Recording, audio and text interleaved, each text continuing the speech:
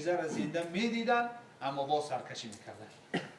این حضرت عیسی علیه السلام گفت بیا برین بالای قبر همون گفتگی شما و من دعا کنم پروردگار زندهش کنم. رفتن بالای قبر سام ابن نوح، بچه حضرت نوح علیه السلام.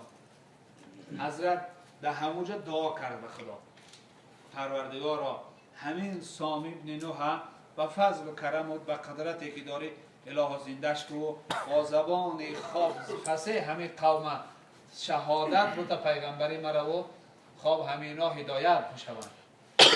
حضرت دعا کرد، سام ابن نوح از قبر بیرون شد. حالی برای دهشت قیامت گپ زدیم برادران، حالی سختی روز قیامت گپ زدیم.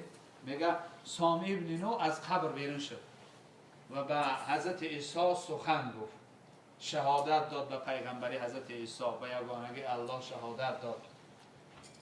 بعد قوم گفتن که عیسی گفتن خوب ما مقصد اینش قبول کردیم، لیکن در کتابای گذشته آمده است که این سام در حالت جوانیش ای دنیا گذشتگیه، حالت در گذشتگیه که موی سرش سیاه بوده. چرا اینجا موی سرش سفیده؟ حضرت عیسی گفت سام این قوم ای تو میپرسن که چرا سرت سفید شده است؟ تو در حالت ای دنیا گذشتی که موی سرت سیاه بود، اما سفیدی موی سر تو ای جا پیدا شد.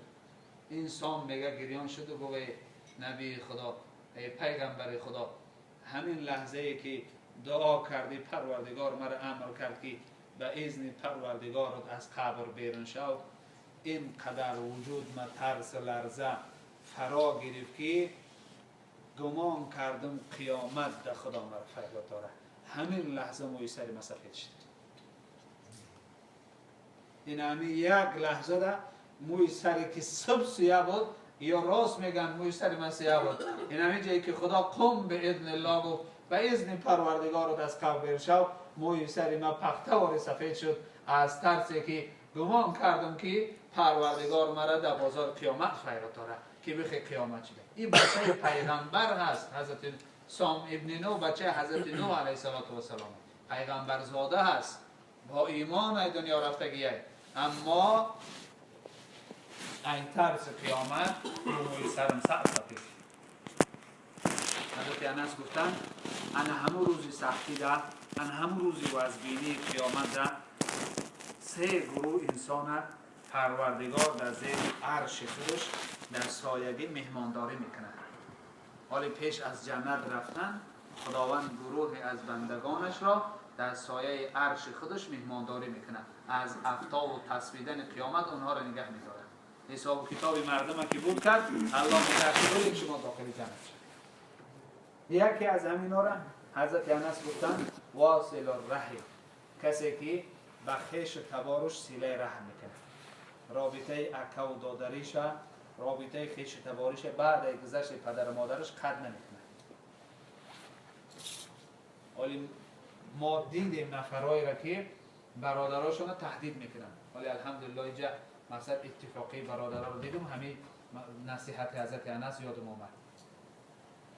خدا برکت شان بود، توی اتفاقیشان تا وقتی که زنده هستن بین برادرشان باشن. ما آدمایی رو دیدیم که برادراشون رو تهدید میکنن، حال بیا همین پدر دنیا بگذره بعد ما خطی چیکار میکنیم؟ همین مادر حال دنیا بگذره، من اینمی به خاطر همین خطی رفت و بیا دارم. این گونه مقصد بین برادرها.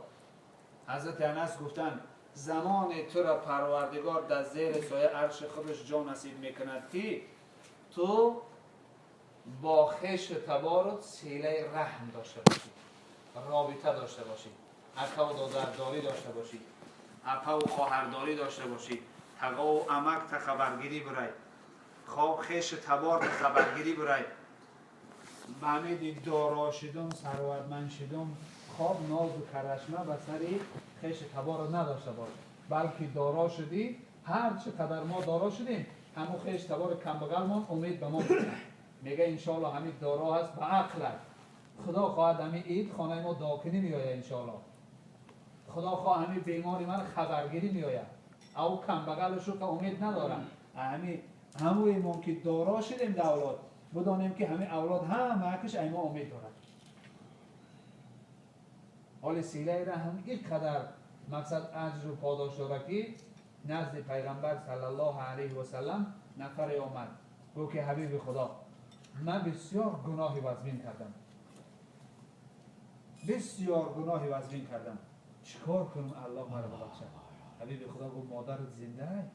گفت نه مادرم متاسفانه مثل برادرای ما مادرشون از دست رفت کرده است، متاسفانه مادرمون از دنیا گذشت. گفت پیغمبر صلی الله علیه و سلم گفت خالت زنده است؟ گفت بله خالت زنده است.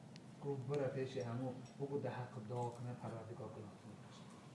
این سیله رحمانی چقدر برکت داره، چقدر برای ما خوبی ها داره.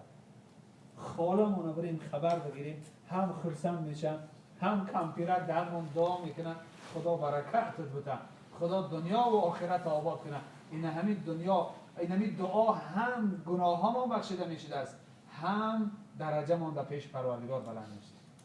حضرت انس گفتن سیله رحم یکی این که در روز قیامت برای شما سایه در عرش الهی می شود. دوم این که و یمد له فی رزقه و عمره. حضرت گفتن خب دیگر این که سیله رحم عمر شما را بسیار طولانی میکنه. انسانی که سیله رحم داره خدا عمر درازش نصیب میکرده است و رزق او را بسیار فراوان میکرده، رزقش هم بسیار فراوان میکرده. همین کار بسته شد، خب پیشی کارمون بسته شد و میگیم فلانی کارمون بسته، هیچ که کارمون نمیبنده، کمبودی های خودمون سر کارمون میبنده، گناه های خودمون سر کارمون میبنده. ما بریم سیله رحم کنیم اگر بخواهیم که برکت در اسمون شد. سوم حضرت گفتن و یوسع له فی قبره. خداوند مهربان همین آدمی که سیله رحم بیشتر میکنه خب در داخل قبر گذاشتنش، از دنیا گذاشتن همه مونده هست، در داخل قبر گذاشتن پروردگار با دید چشم قبرش کشاف میکنه. همین هر چقدر چشمت میبینه قبرت انمی خیلی خوشحال میشه برای انسانی که سیله رحم میکنه. دوم حضرت انس گفتن زنی که شوهرش از دنیا گذشت و با او فرزندا و یتیمای زیاد موند، این زن ناامید نشد، توکل با خدا کرد. این نصیحت کار مقصد در خاندانمون باید داشته باشیم و تربیه فرزنداش ادامه داد. حالی زنهای امروزه در مقصد اینترنت و روز تماشا کردیم میپرسن زنکار فاحشه ها را در کوچه که چرا شما زنا میکنید؟ میگن که حسابی نداریم، شوهر نداریم، نان خوردن نداریم، مشکلات داریم، کوچه برآمدیم. بعد یک چیز یادم آمد که در سال 41 و 45 جنگ مقصد بزرگی وطنی ده، مردم ما و شما مردکامون همه را بوده بودن، لیکن یگان مادر تاجیک ای گرسنگی فاحشه نشید، ریشه علف خوردن و فاحشه نشیدن. او مقصد ایمان داشتن، حیا داشتن. حضرت انس گفتن این زن هم مقصد توکلش با خدا کرد، تربیه فرزنداش ادامه میدهد و این یتیما را به وایه میرساند درست با تربیه درست. این زن هم روز قیامت الله در زیر سایه عرشش نصیب میکنه. سوم حضرت انس گفتن مردی که خب دسترخوان آماده میکنه یا خیر احسان کردنی میشود، الحال که برادران میگفتن که بر کمبگلای محله چنین نیکی ها و چنین پیشه اید خیر احسان ها. حضرت گفتن کسی خاص خیر احسان کنه یتیم و فقرا رو فراموش نمیکنه، کمبگلا رو فراموش نمیکنه، یتیما رو فراموش نمیکنه، حتما اول خیر احسان آماده میکنه. مردم پیشتر ما اگر یک خدایی کردنی میشدن، یک مقصد خیرات کردنی میشدن، یک کار نیک کردنی میشدن، اول میگفتن همون کمبگلا رو خیرات کنین، یا که اول اونمو یتیمکا در رای کنین، میگفتن خانه فلانی در یتیمه، خانه فلانی در بیماره، اول از سر تمام ما در رای کنین، بعد این بیمانه دیگه. اما امروز یتیم و کمبگلا در سر دسترخوان یا که در خیراتمان ما و شما فراموش میکنیم. رسول اکرم صلی الله علیه و سلم گفتن انما ستنصرون و ترزقون بضعفائکم. میدانی که پروردگار کی در کار شما برکت میگذاره. همین پیشرفت کار میخواهی، پیشرفت تجارت میخواهی سعادت روی باشه، میخواهی رزقت فراوان باشه، میخواهی که هر کاری کردنی شدی پروردگار کمکت بکنه، همین خیلی حالت اگر بخواهی اونم پیش کسی که کم بغله، یتیمه، نادار و گرسنه پیش اون برای دعا بگی. پروردگار نصرت کاری تو را و فراوانی رزق تو را در دعای انام بیچاره گذاشته است. در دعای انام بیچاره این قدر مقصد خوبی ها داره. به این خاطر برادران عزیز خواهش ما از شما همیه که این سه نشانه را حرکت کنید، اختام باشه. حرکت کنید، سیله رحم داشته باشید. این فردا مقصد ایده، روز خبرگیری خیش تباره.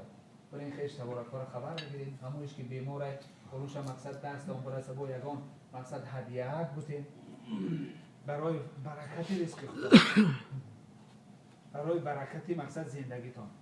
پیامبر صلی الله علیه و سلم گفتن شما دوست می‌دارین که خدا عمرتون رو دراز کنه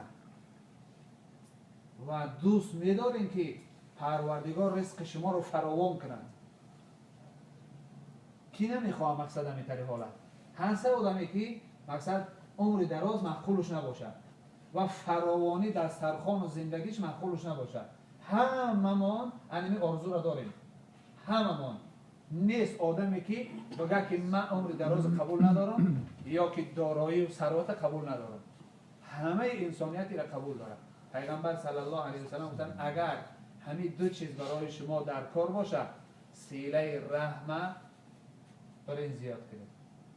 از خیش تبارت برای دعا بگید. خیش تبارت برای خبر بگید. یعنی فردا انشاءالله روزی خبرگیری خیش تبارت. حتما برای خیش تبارکاتون خبر بگید. علل خصوص از پدر و مادراتان مقصد اکاهاشان ماندگی است. خواب اکا و خواهرشان ماندگی است. همینا رو حتما خبر بگید. حتما امید میکنم که مقصد حال فرزندی برادرم میآید. فرزندی اپم میآید. ولی انشاءالله مقصد خبرگیری میآید. اینا رو حتما برای دعاش میگیرید. یا اینکه از پدر و مادراتون مقصد دوستاشان باقی ماندگی. مثلا از پدر دوست جواش از مادر.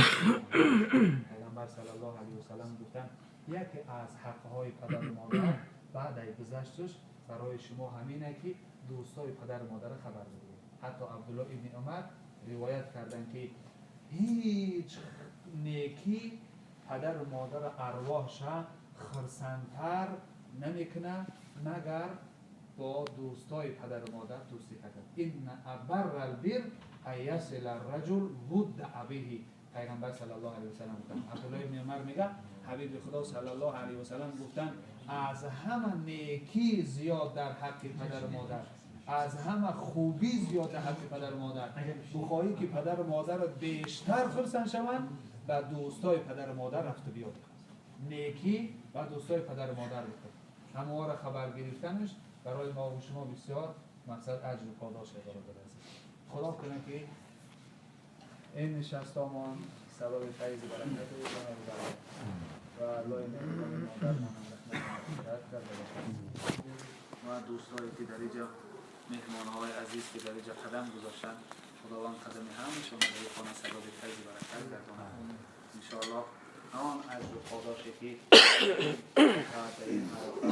خدا و رسول وعده کردن پروردگار هم که شما را و دوستا و عزیزا و خاندان شما را این اجر و پاداش خدا نصیب و روزی گردونه.